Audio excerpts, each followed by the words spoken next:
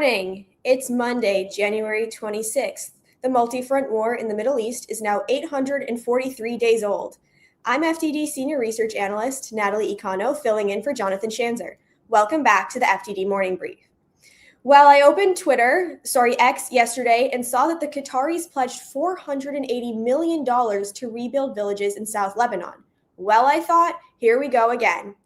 After the 2006 Israel-Hezbollah war, Qatar contributed hundreds of millions of dollars towards Lebanon's reconstruction.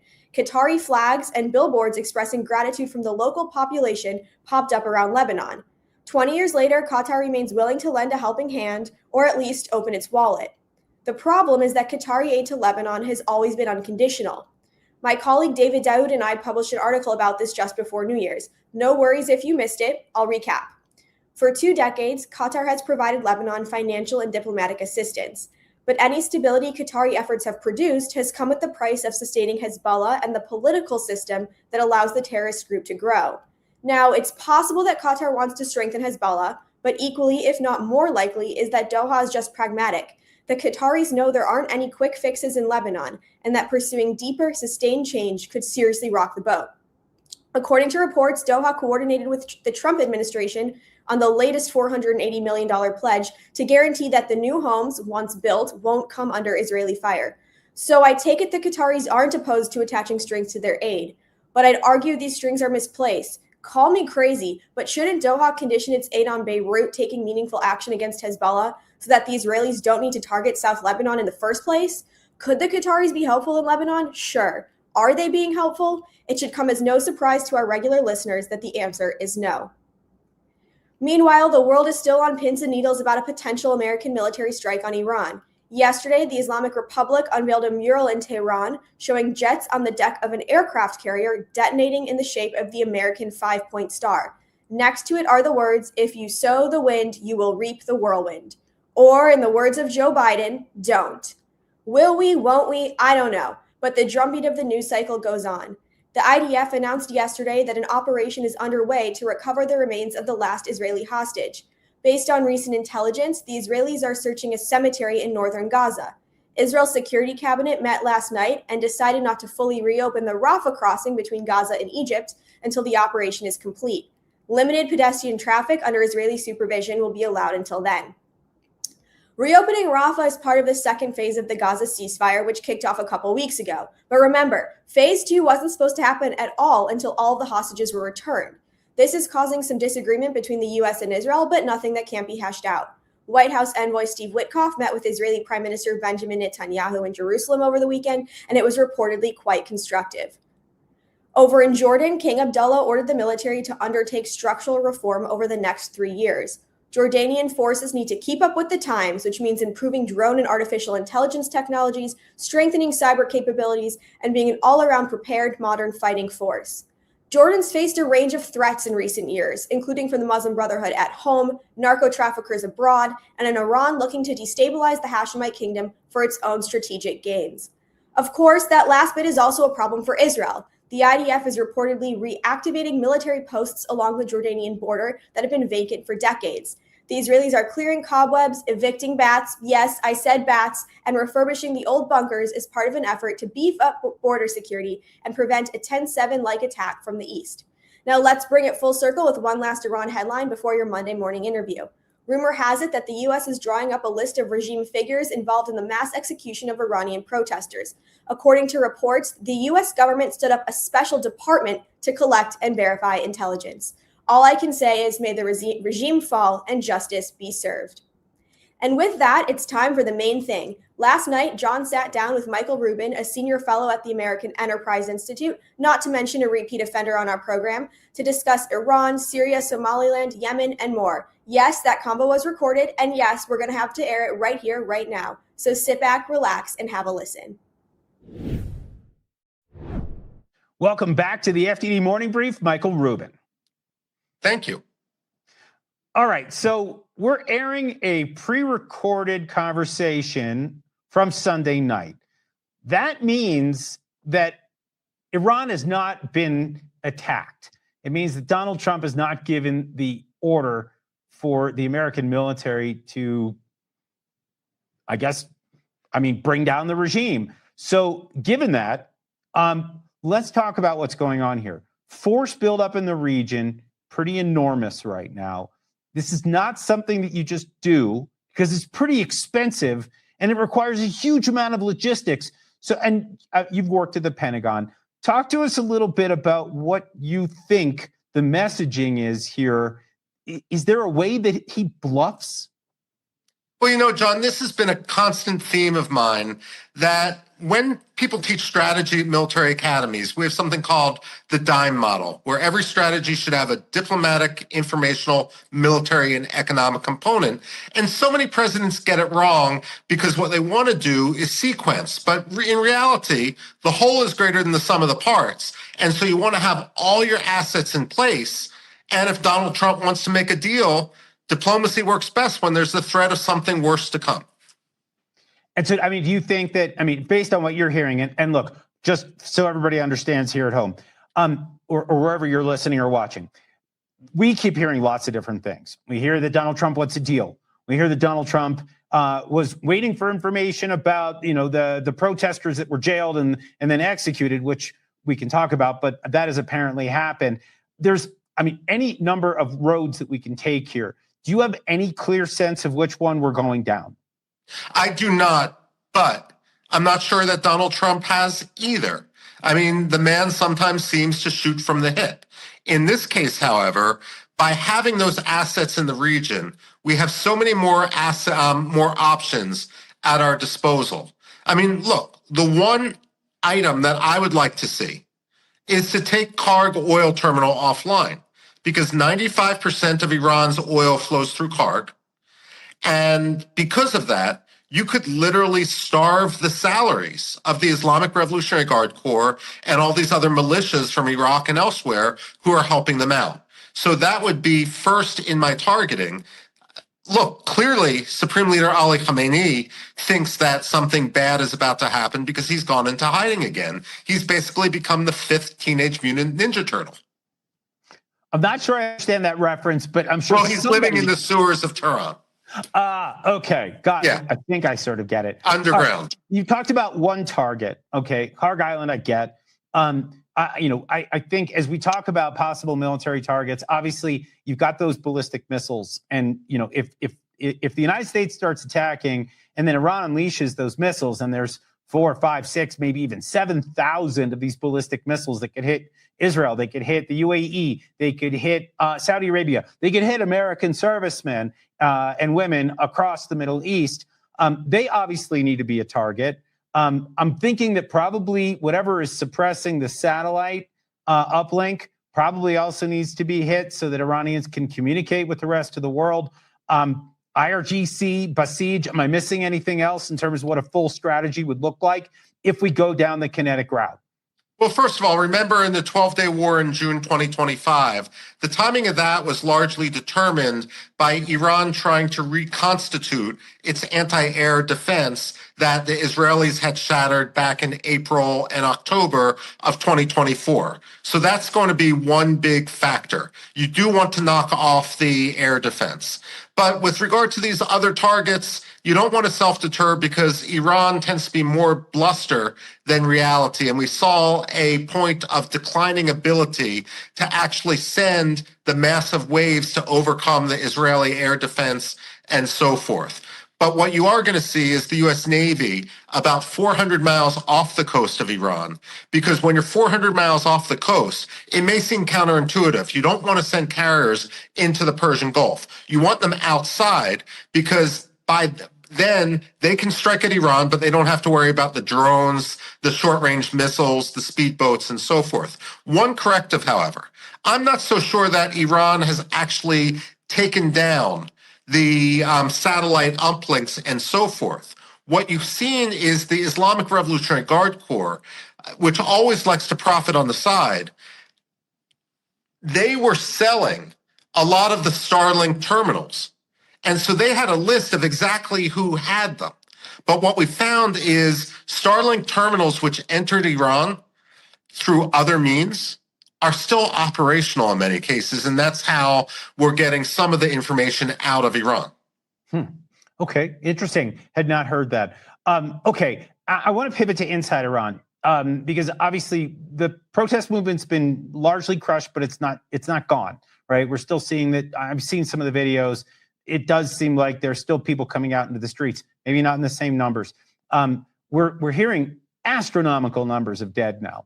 33,000 was the upper end that I saw. Curious to see whether that squares with what you've seen. And then I guess there's also the question of just the posture with inside Iran. The regime itself looks like it's in total panic mode, threatening, to attack, to lash out, full war mode. I mean, how do you see things right now within the Islamic Republic? Are we watching the death throes, or are we watching something else? It does seem like we're watching the death throes. This isn't a protest movement. It's a revolution, and we're not sure which way it's actually going to go. But the Iranians are responding with terror, psychological terror, and then the kinetic terror. So, for example, Iranian journalists have said that they've started marking big red X's on houses, telling the people in those houses that they are under investigation. At the same time, what we hear is a lot of Iranian protesters have been actively identifying the people who were involved in the suppression of the protests.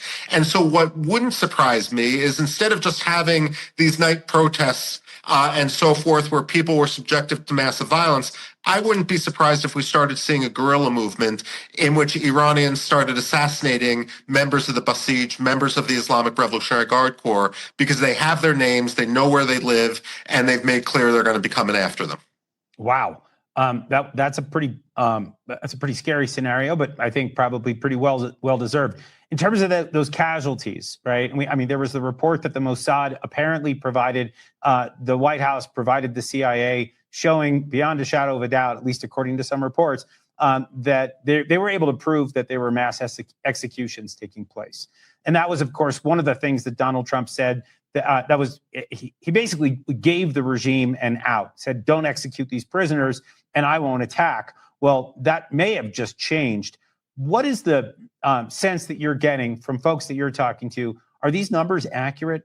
Is 33,000 dead?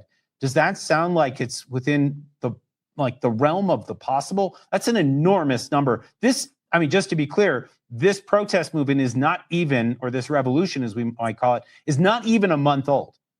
That's an enormous number. No, you're absolutely right here. And remember, in the founding statutes of the Islamic Revolutionary Guard Corps, it defines the purpose of the Revolutionary Guard as defending the revolution. That means from enemies external or internal. And one of the things the Americans have traditionally been bad at is we don't get ideology.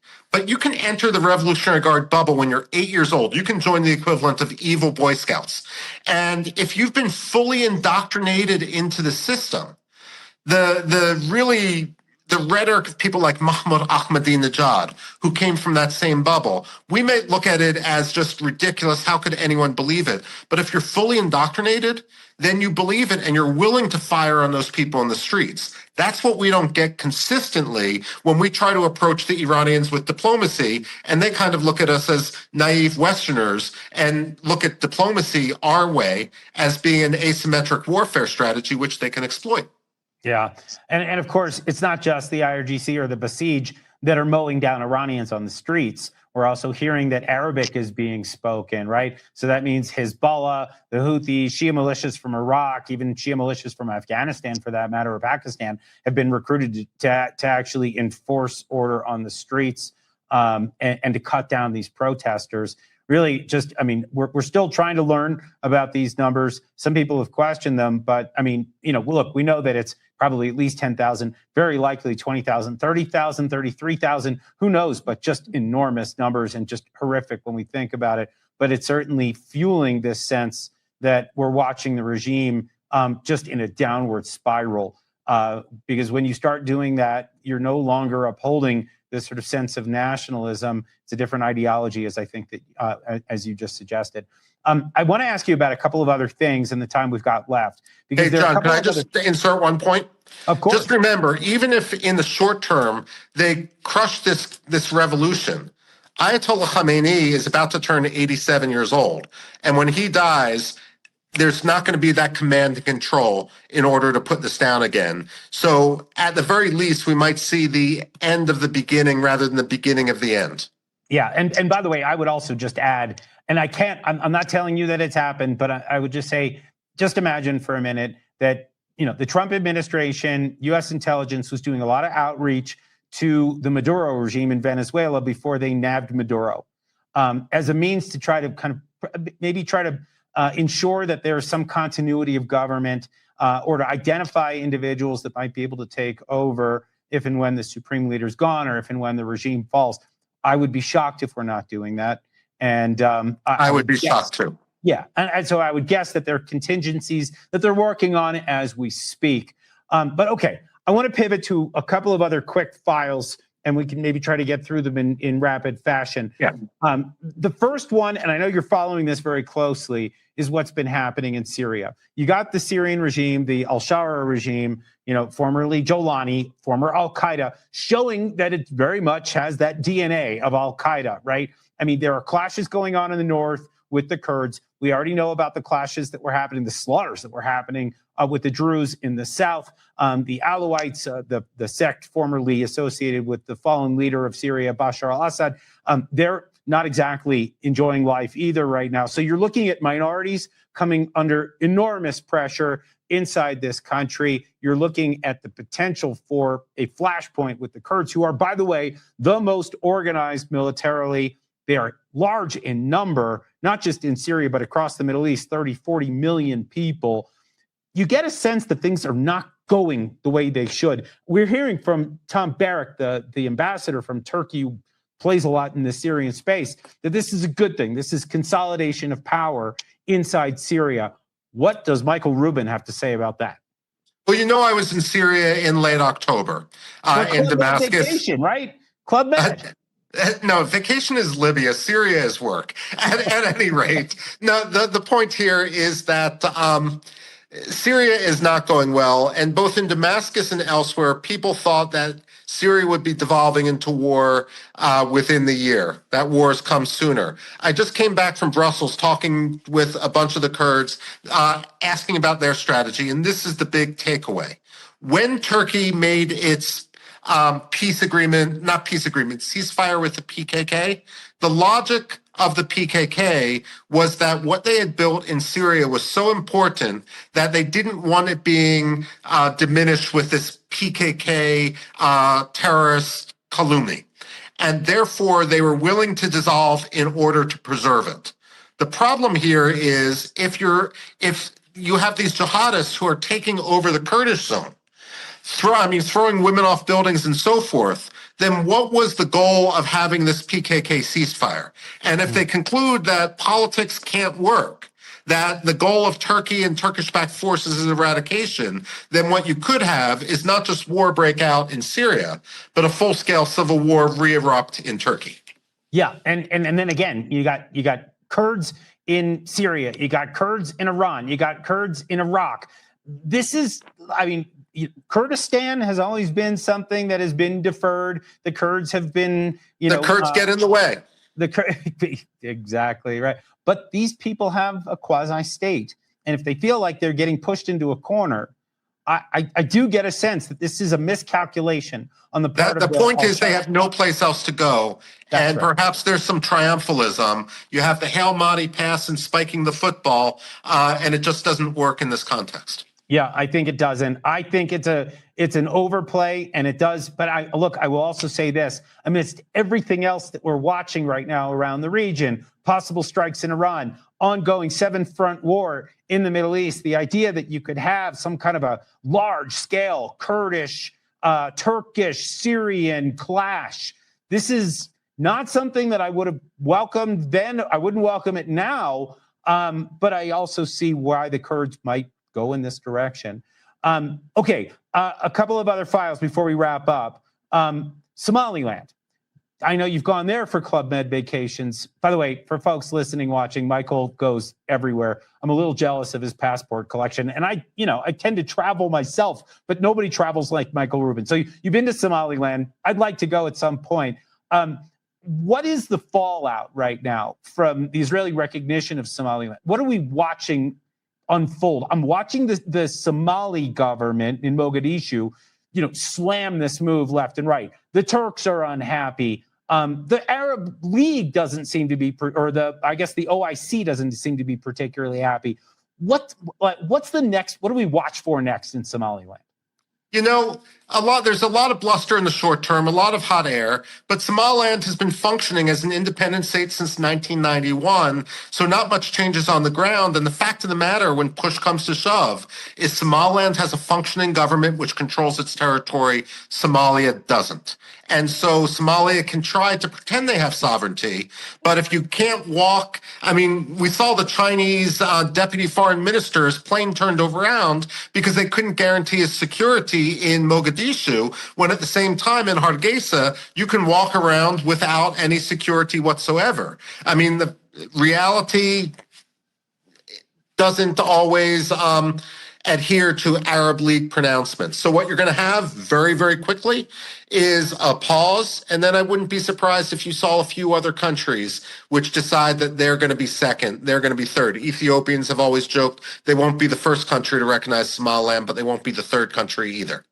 Okay, well, I would actually look forward to that. I will just say for folks watching and listening, I think the Horn of Africa is going to be a pretty significant region. And, it's adjacent to the Middle East. There's a lot of Middle East players there right now, a lot of interest in rare earth minerals, a lot of interest in, basing. I see this heating up, and we'll keep an eye on that here on the Morning Brief. Last question before I let you go. Yemen, I know you've been there too. Okay. And recently, right? Summer of last year. August, yeah. I had hoped to go with you because I hear the weather is lovely that time of year. What is happening right now? I mean, we saw the Saudis bomb a vessel carrying weapons. It was a UAE transport of weapons to the southern forces, the forces that are fighting the Houthis. And now you have this thing breaking out. The Saudis and the Emiratis apparently can't agree on the color of hummus right now. What does this mean? Bottom line, what does this mean for southern Yemen? Are they going to get support from the Saudis in just a different way? Or are we going to just watch them limp along and not coalesce and not be able to mount a serious opposition to Houthi control in the north? Here's what I worry about. The Saudis may have thought that they could erase southern Yemen. They were afraid of separatism and so forth. You can't erase southern Yemen. You can't force a country which has more or less been separate from the rest of Yemen into compliance. The other thing that we need to be watching with Saudi Arabia is while they outlaw the Muslim Brotherhood inside Saudi Arabia, their chief partners now in Yemen are the Muslim Brotherhood. So are they repeating this mistake where they crush jihadism at home, but use it for export only? I'm afraid that's the path we're going down. It seems that Saudi Arabia is pivoting. Now, there's been a lot of writing around Washington about this rivalry, and people look at that as if that's sophisticated analysis. But the fact is, when you have rivalry, you had rivalry between the United States and the Soviet Union in the Cold War. One side was right, the other side was wrong. In this case, the Saudis are allying with the Muslim Brotherhood in Yemen. They're allying with General Burhan in Sudan, whose other ally is the Iranians. The fact of the matter is they're allying with people who are with the Turks in Libya. It seems Saudi Arabia is increasingly on the wrong side. So we might get a situation where the next big axis of evil is Turkey, Qatar, and Saudi Arabia. Good Lord.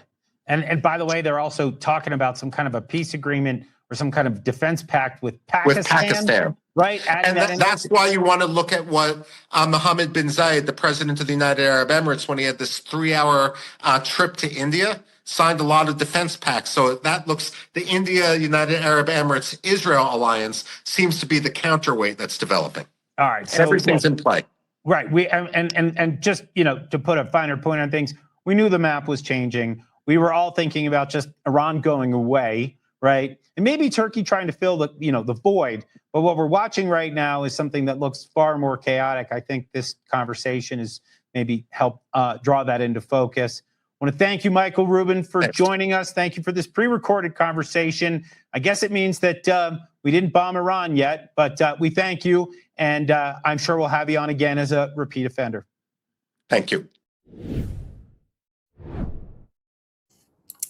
Okay, well, we didn't bomb Iran, but reports started coming in while that conversation was going on that the Israelis have located the last hostage in Gaza. So that's a quick update for you and a positive one at that.